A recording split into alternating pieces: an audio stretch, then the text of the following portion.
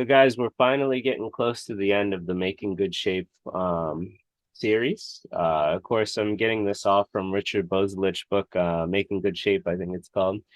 So if you guys have that book or if you wanted to restudy it all, you could do it there or rewatch these videos. But we're finally getting close to the end and we're reaching something I know you guys were asking for, which is the elephant eye or the diagonal jump, and we go pretty in depth about it. So it's pretty fun to see how it's used and how we can take advantage if people try and poke through the eye. First, though, we do have to understand the knight's move. And so that's what we're going to study first. And then we'll go into the diagonal jump after, or the elephant's eye. Knight's moves are extremely important. We all use them in our games. They're a very recognizable shape. It's one of the six basic hangma, right? Um, but a lot of us use it incorrectly, and we don't understand how they work per se. Like, yes, we try and use them to attack, or yes, we try and use them to escape. But I see all the time, even in high single digit Q games, where you misread something and it gets cut very easy and then you just die, right? And so they should have never did a knight's move, but they did and then got killed. So let's just talk about it. The small knight shape is more fast paced and more compared to the diagonal or the one jump. It's flexible and light, but this is where people get hung up.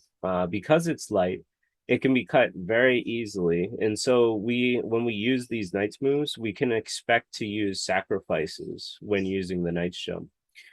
There's two ways to properly cut a knight move. First would be, in this example, we would push, they try and connect, and then we cut, right? And so this is a nice, almost like the pinwheel shape, very similar to a cross cut, and we're extending on each side. So this is one way to properly do it. The other way would be to what they call cutting across the knight's waist. So if we think of this maybe as like a person and we slice through their waist, their yeah, exactly. I mean, I don't know how it's to say it, but that's what they call it. They call it cutting across the waist. So if black tries to connect now, we get very similar shape. It's pretty much the same shape, just the opposite side. There is a dirty way to cut the knight's move with a diagonal. I don't know if it's in these slides actually. I kind of forget. I was reviewing it before I did the class and I didn't see it. In some of my own games, I've had to do a dirty knight's cut, which is essentially when you have to use a diagonal. So this is considered actually pretty bad because it's an iron pillar versus a diagonal. This is a dirty knight's cut and it is usually not good. There should be a slide for it. I remember making one, but I'll admit I don't remember seeing it in the rehearsal. So let's find out. So this is somewhat of a common pincer. And white will try and jump out, right? And so here's our use of our knight's move. When black pushes to cut, which is the scariest one, right? Most of us would probably want black to play here, but if black chooses to fight, now we come to a very common fight and a common pincer. In the book, it stops here, and I didn't think this was enough. Like I was like, as a Go player, even myself, I felt like I was like, whoa, well, what's going to happen next, right? So I ended up checking the Josecopedia button, and it had some very cool information. So white plays here now, and this is what was in the Josecopedia. Once called unreasonable in Toshiro Kageyama's famous book, Lessons in Fundamentals of Go. We now regard this move as the best move for the local position. This is a difficult Joseki that leads to tough fighting. So this is pretty tough. It's very advanced. I don't expect you to memorize it at all, but I figured I would just go through it just so you guys can see. So black pushes for more liberties. White then continues to swallow these black stones. Well, black has a very vulnerable stone, so he strengthens his cutting stone. White hits the vital point.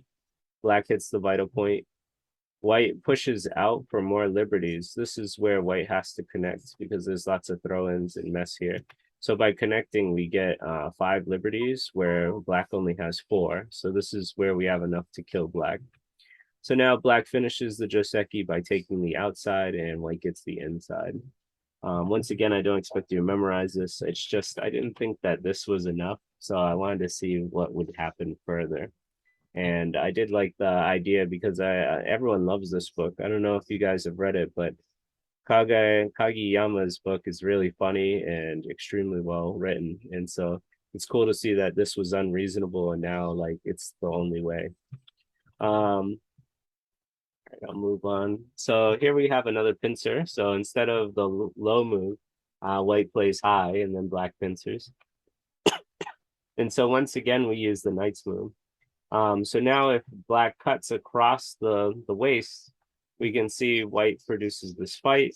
And in this, it says in modern games, pincers like this don't show up that much because the AI says that you don't get a good result. So for black, doing this pincer is not really, doesn't lead to a good result. Um, from the standpoint, you might say you shouldn't pincer without a good reason. Now, if black, of course, has a good development here to make a bunch of points, then I think the pincer is very reasonable. But if it was just a regular one-on-one fight, it's just saying that we don't really see these pincers anymore. So in this case, white should have a good fight. Now, the Joseki didn't continue in the book again, and actually the Josekipedia didn't have a variation for this. So I kind of just left it alone. But what it's saying is white should have a good fight here. And you can kind of see that when even white just extends down, black is pretty weak here and has a weakness here. Whereas white isn't that weak here. So white only has one group to worry about, but black has two. All right, I'll move on to the next one.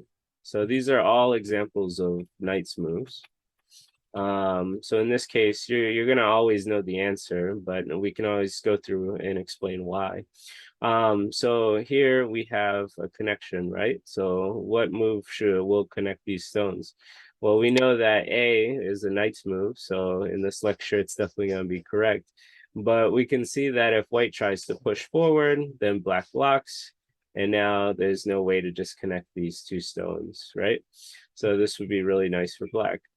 If white was to say play this way, we push forward, white tries to cut us, and then we play here. So now we see white once again can't connect or disconnect us, and so we're in a good standing here. But if we were to play this way, now it can lead to something really bad. So remember this knight's Tetsuji, this knight's connection. This is really nice. I remember I first saw this in the Tetsuji book by James Davies. So it's a really nice technique to find. What you can do, what we can see here is if white is to try and cut us, well, now we'll cut him.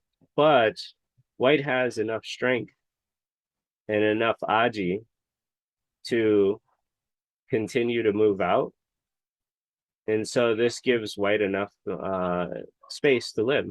And so now the black's corner just completely dies. This would be a horrible result for black, an amazing one for white. So we can see once white cuts here, these stones are just in too much danger along with these stones. Black doesn't have enough ability to stop white from living here. So I thought that was a good example of using the knight's move defensively.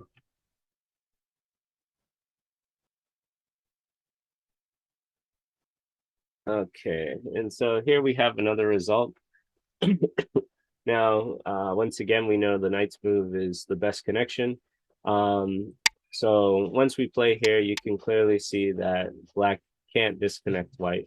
It's going to get killed or, something or other. And so white has this really nice shape and lives pretty easily.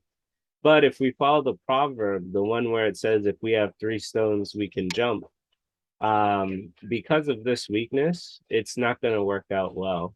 And so let's take a look at how this doesn't work, right? So instead of using the knight's move, we're using the one jump. When black pushes through, white will block.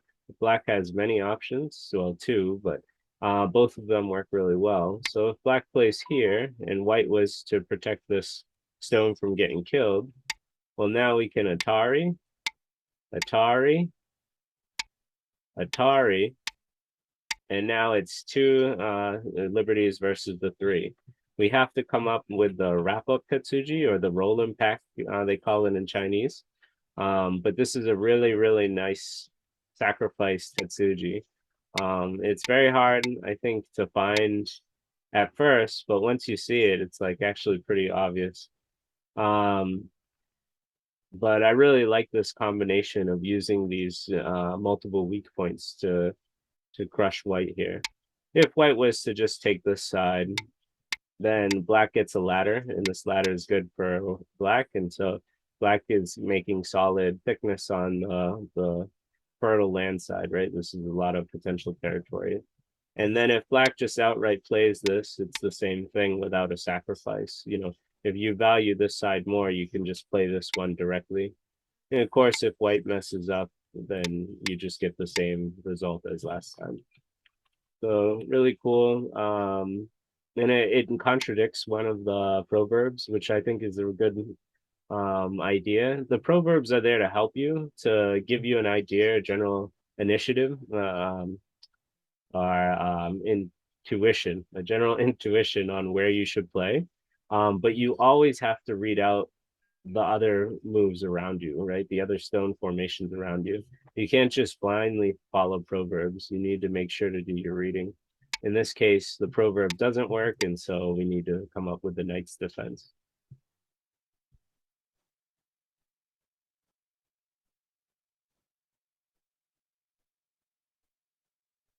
Okay, so here we are again. It's actually here. So white obviously wants to keep its territory here. And so once again, if we use the knight's move, this makes it so that we can keep our territory, right? This looks very common, and so that's why it's a good example. Let's first look at the right move. So the most that black can do now is play A here, and then white will play B, and white has successfully kept its territory. If you were thinking like black should cut, I mean, it's just very clear that white gets a good result here. Um, and so this is really nice protection for white using this knight's move. But if we were greedy, I guess you could say, and wanted to keep the stone and like take as much territory as possible, if we play here now, there's two huge weaknesses. One, there's the shape weakness, and two, there's this big gap. And so when black plays the shape weakness, it's already threatening white here. So if white protects this cutting point and doesn't want to lose its stones, then black can already make a two-space space and still has room to jump out. So this is very good for black. And if white loses all this, it's terrible for white. If white saw this and decided to protect what it had, well, now black can just hit the head of the two stones, once again creating bad shape for white. And black is fully connected to its top group. So this is very bad for white as well. So the idea is once again we can use the knight's move for a good defense. This is it. And like I said when from the beginning, when we use our knight's moves, we have to expect that we can have some sacrifices, right? This would be a sacrifice. All right, I'm going to move on to the next variation. So this one is not in my tool set or not in my vocabulary here. I found this one to be, I was actually surprised, you know, how this works. But anyway, so I'm not used to doing like this, what I've named Pyramid Head for anybody who's like a Silent Hill fan. It makes this nice pyramid head shape. Um, but let's just talk about the dog face versus the pyramid. So if we were to play the normal shape, to me, this looks very normal. I can see this shape all the time. This one looks abnormal to me, but anyway, we'll play the normal one, the dog face shape. If white, or sorry, black now pokes here, and white has to connect, we can see white kind of looks a little looks a little doofy, right? It looks like it's heavy stones. It doesn't have a lot of eye potential. Technically, it's three stones with something on the vital point, but it just looks a little goofy or heavy to me. It's just very, it doesn't have a lot of eye potential. And so now if we play something like this, we can see that if black tries to cut through us, this is actually well protected. with a ladder. And if not a ladder, if the ladder doesn't work, then you can actually use the net as well. Because black can't stop you from having two liberties, which is enough to kill these stones. So both the ladder and the network here. So it's really well done. So this like triangle or pyramid head actually is a very good protection. It's very light. It's very like out there. It's more faster. This one is a bit more heavier shape. When do you use this? I'm not sure yet. I haven't used this, I don't think ever. So it was new shape for me. So I thought it was really cool. Although I have used it in the defense, right? We had the problem down here where we used the three knights or the two knights moves to connect. So I've used it a lot on connection for the third and second line, but I've never used it out in the open. That's what I wanted to stress. So I thought this was a really cool problem. So in this example, we have two major cutting points.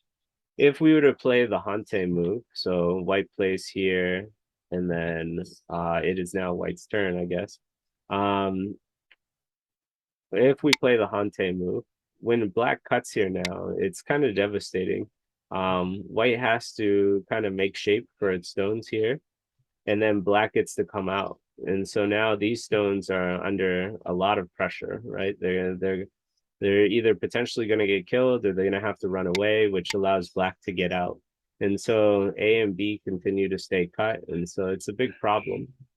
So playing the Hante move or the real move doesn't work in this case. Instead, if we use a double knights move, well, actually it's only one knights move, but it looks almost, it is a double knights move. It's the pyramid head again. Um, if black tries to cut here now, we can Atari, keep the pressure on. Now we can, and this was a very similar problem the last week. We had something like this, but now we can threaten to connect, which also is the eye stealing Tetsuji. It makes this a false eye. And now we can clamp. And so now we can see that black got sealed in and white has connected fully on the outside. So it's a beautiful squeeze, or in Chinese, they call it the roll and pack. It's very nice. And it continues to show that when we use knight's moves, we have to expect a sacrifice. So we have to keep that in mind. But it is really, really beautiful. I'd feel like a genius if I got this off in my game. um, but yeah, well, this pyramid head comes up again, which is pretty cool. All right. I think we're getting to the last of the Knights moves examples. So once again, we're using Knights moves as defense. You guys already know the answer, but let's talk about why C is better than everything else. We can start with A. This is a very solid connection. Solid connections are very good usually. And although it's very strong, it's not very dynamic. It's missing eye shape. That's what it is. And it feels like it's only one purpose, right? Just staying connected. If we were to use a diagonal or a tiger's mouth shape, it's very clear where white can poke. And then now we have an empty triangle. And so this shape looks very inefficient. Um, Finally, we have the knight's move. And so now in the book, it doesn't even cover it, but I think you guys can clearly see it becomes a ladder if white cuts. So the knight's move is an ideal shape. It protects the cut and it's projecting more influence and potential eye space. So here's something that's doing like three purposes, and here's something that's doing one purpose. If we can do two to three purposes every move we make, we're probably going to win the game because uh, that's what we want to strive for as Go players, right? We want to try and do more than one thing. So if you guys need to see it, it's very clear that this just dies, right? And so this cut is protected. All right, I'm gonna move on to, I think we're coming to the elephant sign now. Yeah, we are. All right, so I know somebody asked about this specifically a couple classes ago, and I thought I would have covered it a lot sooner, but here we are now. So, the diagonal jump which that's what it's named in the book. I always thought of it as the elephant's eye or the elephant jump, but I'm gonna call it, both of them. So the elephant jump or the diagonal jump. This move can be used both for attacking and escaping. When used for attacking, it is to make the stones heavy and lack eye shape. For escaping, it's very fast and flexible. So let's take a look at how this attack works. We do give black a way to separate us, which is a very weird concept, I think, in the basics of Go. We don't want to get separated. So that's why this Tetsuji or shape move, I think, is very hard for a lot of players because you're purposely allowing black to split you apart. The idea is that if you're safe on this side and safe on this side and you don't need to be connected, then this is usually a good idea. So let's take a look. If black splits through us, we now hit the shape point. And so we see black can't make tiger's mouths on either side once we hit here, which means that this shape, these black stones, can't make eyes very easy, which makes them heavy. So that's the idea of creating this opening, is to essentially make it so that they're not going to gain any eyes going through it. Black pushes and white doesn't need to defend here. And so white comes onto this side. Now with this knight's move, we'll see that we're projecting influence this way, and black still hasn't made any eyes yet. Black jumps, white projects its territory it's making. Black tries to make an eye on the bottom and white says no. So we look at this example. Black has made 0 eyes and is just running away, while white is potentially making points on both sides of the fence here. And so this is a really good attack to keep black heavy. I don't have to read this. I think I said it without looking, so that's good. Let's see another example. So this example is really good. It's kind of a very definitive way to attack a two-space space. I've seen plenty of options where black plays one of these to get a bigger moyo, or under here to undercut white. But I don't really see this one too often. I have used it myself actually once or twice. But this gives you definitely an idea of when you can use the elephant's eye very successfully. So if, let's say, white had a two-space space and black's last move was here and checked white, and then white tanuki'd. Well, now it's black's turn and you have the ultimate attack against this. But as I say, black can now drop the elephant on him. So once we play here, we choose this side because black has a wall this way. And so we can want to push white towards this wall. If if white does come through the elephant's eye, one thing you'll find is almost every time they poke your eye here, you want to use a knight's move in its place. Because the knight's move, well, we'll see how it works. But essentially, white only has one place to kind of go, right? This would be silly. So white's going to push here, which strengthens black. Push here, and then we can jump out. Black's still strong enough to tanuki from this. White will try and attack it, but doesn't have enough steam to do so. And so now when black connects here, white has made 0 eyes in this attempt. And black has made lots of influence, lots of stones that are going to influence the rest of the board and territory. And so just like the other example, we see that pushing through the eye gains really no points or anything and helps black on both sides of the fight. So this is really nice for black. So the correct move is not to push through the eye, which a lot of people will do, right? Because as I said, our instincts as Go players is to separate our opponent. But this is incorrect because as we saw, we didn't make any eyes or anything. So instead, the correct move is here. But even with the proper move, black can poke and then come down here. And so now you can see white really can't make any eyes here. So as I said, even picking the proper choice, black can poke and harass him. This is very good for black.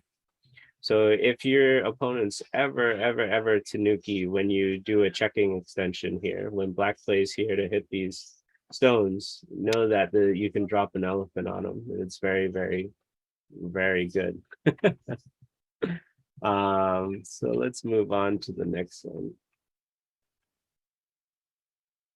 I would say if you take away anything from this the part of the lecture, a part of the diagonal part, it's this idea of if there's a two-space and you have stones on each side of them, then you can use this diagonal jump. So let's just talk about how this works. This is a pro game. It was from the book example. It was Lee Chang Ho as white and Cho Hoon, I'm going to butcher it, Hyun, as black. White now uses the elephant's diagonal. I put the names together now. And so once again, white drops an elephant. So we see black's in trouble now. When black first plays here, he thinks that he can get out this way, but as he does, this is gonna make noise in the west to attack in the east. So it's gonna hurt this group. So he decides to change his mind, which is usually never good in Go. So yeah, he tried to escape with the Mark Stone, but now he's pushing through the eye of the storm, right? And so he's gonna try and go through this elephant's jump. But as we know, this shouldn't go well for him. So once again, we see the knight's move. Always remember that when somebody pushes through your elephant's eye, you usually want to follow up with a knight's move. This is almost always the correct answer. Of course, do your reading, but I just do it by instinct at this point. So black tries to create some aji and cutting points, but it doesn't work. White becomes thick, white becomes thick, white pushes through, and then jumps out here, making kind of like a huge net. Black can't get away with the getting out, so white ends up, making a bamboo joint. And so now black has to come back to save itself. So as we see, black lost Sente and has made no eyes trying to push through the storm here, trying to push through the elephant's eye. So white's plan was fully successful. This was super damaging in this game. So it was really cool to see. And once again, it's easy to find for me, right? Like when I see a two-space and I'm on both sides, I think it's very easy to find this capping move or this elephant's eye. All right. So we're getting pretty much close to the end here. Black pincers, right? This is a very common type of thing to see. And now we're going to see, instead of using the diagonal to attack, we're going to see how we use it to escape. Now, what I said about the elephant diagonal or the diagonal jump or elephant eye, whatever you want to call it, is that these stones are very fast and flexible. And what fast and flexible means is just like the knight's move, we're going to usually need to use sacrifices in order to make sabaki, to make good shape and to get out. And so this is meant for black to try and cut through. So first we'll see the improper way, right? The proper way is not to go through the storm, but we'll look at the way that most players, I think at even my level, would probably play, right?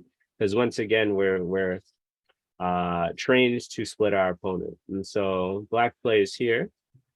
White now makes a knight's move. And once again, we see that when somebody pokes through your eye, you use a knight's move. You don't play like directly, right? Because this would just get you cut completely.